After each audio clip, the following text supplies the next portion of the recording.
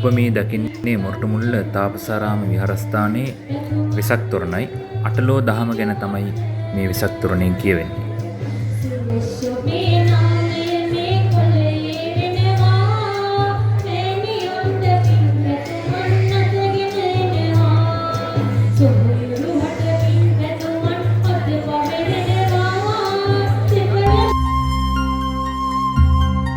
ඔබ මේ දකින්නේ පිළියන්දල වෙසක් කලාපයේ තිබෙන තවත් පහන් කූඩු කිහිපයක් තමයි. මේ වගේ තවත් පහන් කූඩු රාක්ෂයක් තිබෙනවා පිළියන්දල ප්‍රදේශයේ. ඉතින් තවත් ලස්සන පහන් කූඩුවක් තියෙනවා. අපි ඒකත් බලන්න යනවා.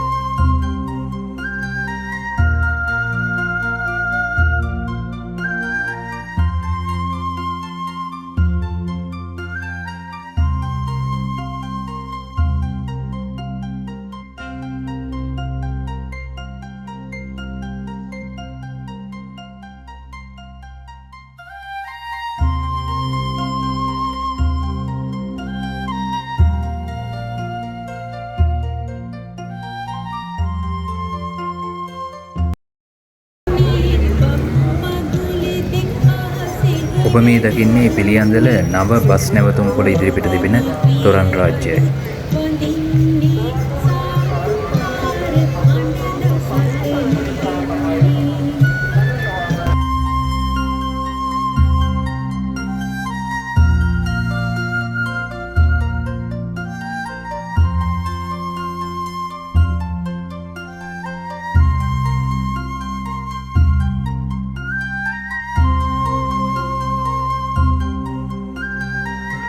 ඔබ මේ දකින්නේ දල්තර පුරාණ විහාරස්ථානයේ වෙසක් තොරණයි.